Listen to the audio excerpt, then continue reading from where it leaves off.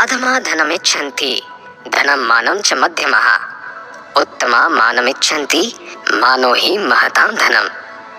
चाणक्य के मतानुसार दुष्ट और दुर्जन व्यक्तियों को धन की महत्वाकांक्षा होती है।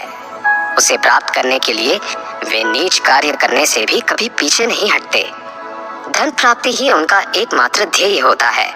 यद्यपि मध्यम वर्ग के व्यक्ति भी धन को महत्व देते हैं, तथापि उनके लिए मान सम्मान भी अत्यंत महत्वपूर्ण होता है। इसी कारण धन की लालसा होते हुए भी वे नीच कार्य करने से डरते हैं। इसके विपरीत सज्जन व्यक्तियों के लिए मान सम्मान सबसे बढ़कर होता है। इसके लिए वे बड़ी से बड़ी बहुमूल्य वस्तु भी अस्वीकार कर देते हैं। इक्षुरापः पयोमूलं ताम्बूलं फलमौषधं भक्षयित्वापि कर्तव्याः स्नानदानादिकाः क्रियाः। रुग्ण और क्षुधा पीड़ितों के लिए इस श्लोक में चाणक्य ने शास्त्र सम्मत कथन का उल्लेख किया है।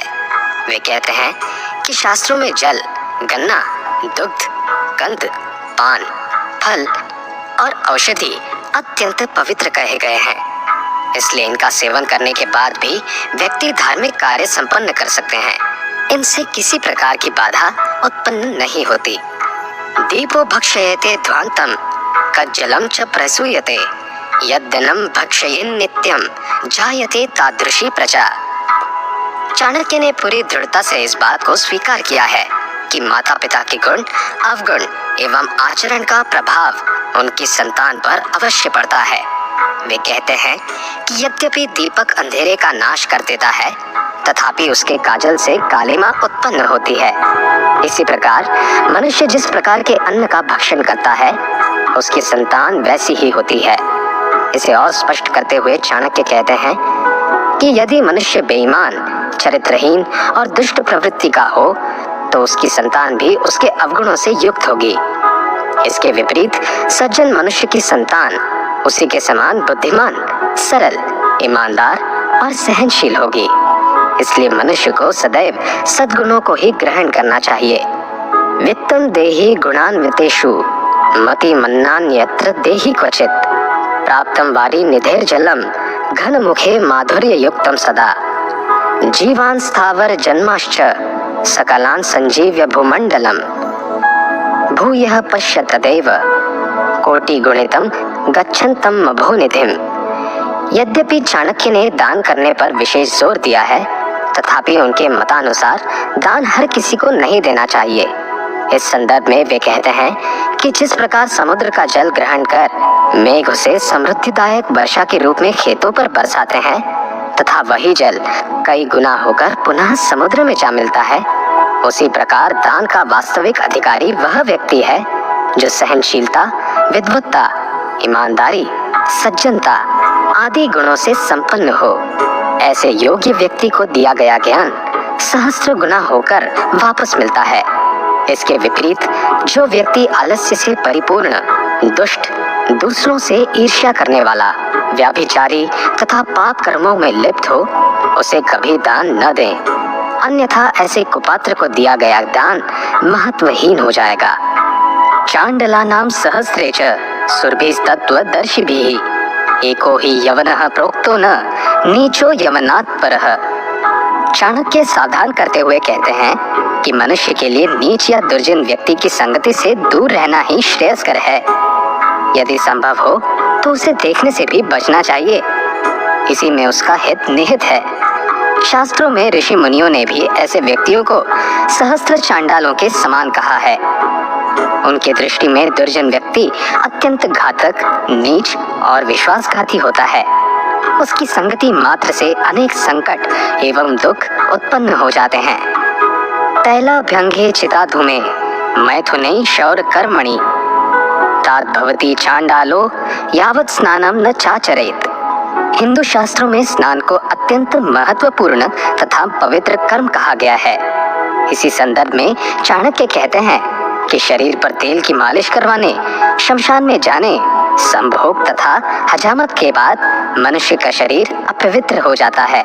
ऐसी स्थिति में स्नान ही ऐसी क्रिया है जिससे मनुष्य पुनः पवित्र होता है। इसलिए उपर्युक्त कर्मों के पश्चात मनुष्य को स्नान अवश्य करना चाहिए। यह स्वास्थ्य की दृष्टि से भी अत्यंत श्रेष्ठ है। किंतु साथ ही उन्होंने कहा है कि संभोग के एकदम बाद स्नान नहीं करना चाहिए, इससे शरीर पर बुरा प्रभाव पड़ता है। अजीर्णे भेषजम वारी जीर्णे वारी बलप्रदम भोजने चामृतम वारी भोजनांते विषप्रदम। जल ग्रहण करने के विषय में चाणक्य कहते हैं कि शरीर का महत्वपूर्ण भाग पेट है। इसी स्थान से स्वास्थ्य या अस्वस्थता का उदय होता है। इसलिए मनुष्य को चाहिए कि अपनी पाचन प्रणाली को पूरी तरह से ठीक रखे। यदि अपच की शिकायत हो जाए तो ऐसी स्थिति में जल औषधि का कार्य करता है।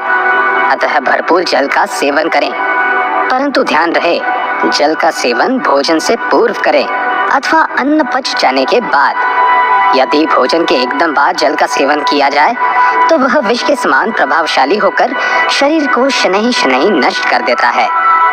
हतम ज्ञानम क्रियाहीनम हतश्चाज्ञानतो नरः हतम निर्णायकम सैन्यम स्त्रियो नष्टार्या भर्तुकः। अगर ज्ञान को उपयोग में न लाया जाए तो वह विस्मृत हो जाता है। किसी व्यक्ति की उपेक्षा से वह निष्क्रिय हो जाता है। सेना नायक के अभाव में सेना नष्ट हो जाती है और पति के अभाव में पत्नी नष्ट हो जाती है। वृद्ध काले मृता भार्या बंधुहस्ते गतम धनम भोजनम च पराधीनम तिस्रः पुंसाम विडंबनः। वृद्धावस्था मानव जीवन की सबसे दयनीय और कष्टकारी अवस्था कही गई है। इस अवस्था में चाणक्य ने पत्नी की मृत्यु, सगे संबंधियों द्वारा धन को हड़पना तथा भोजन हेतु दूसरों का मुंह देखना, इन तीनों बातों को अत्यंत कष्टकारी कहा है। इनके विषय में वे कहते हैं कि पत्नी वृद्धावस्था में सच्ची साथी होती है। उसके अभाव में व्यक्ति पूरी तरह से असहाय हो जाता है। यदि वृद्धावस्था में मनुष्य के पास धन हो तो उसे भोजन के लिए दूसरों पर आश्रित नहीं होना पड़ता। इसलिए मनुष्य को दयनीय दशा से बचने के लिए धन का संचय करना आवश्यक है। नग्निहोत्रम विना वेदा न च दानम विना क्रिया न भावेन विना सिद्धिस्तस्माद् भावो ही कारणम। चाणक्य के अनुसार यज्ञ हवन आदि के अभाव में वेदों द्वारा अर्जित ज्ञान व्यर्थ होता है। इसलिए यदि यज्ञ के उपरांत दान दक्षिणा नहीं दी गई तो यज्ञ का समस्त पुण्य नष्ट हो जाता है। इस कथन द्वारा चाणक्य स्पष्ट कहना चाहते हैं कि मनुष्य को किसी भी कार्य में तब तक सफलता नहीं मिल सकती जब तक उसमें उसकी पूरी श्रद्धा न हो। अर्थात कार्य वही सफल होता है जिसमें मन की शुद्धता और समर्पण की भावना निहित हो। इसलिए मनुष्य द्वारा किए जाने वाले सभी शुभ एवं पुण्यमय कर्म श्रद्धा और समर्पण से परिपूर्ण होना चाहिए। काष्ठपाषाण धातूनां कृत्वा भावेन सेवनम श्रद्धया च तया सिद्धस्तस्य विष्णुः प्रसीदति। हिंदू धर्म में लकड़ी, पत्थर या धातु की प्रतिमा को ईश्वर मानकर उनकी पूजा करने का प्रचलन है।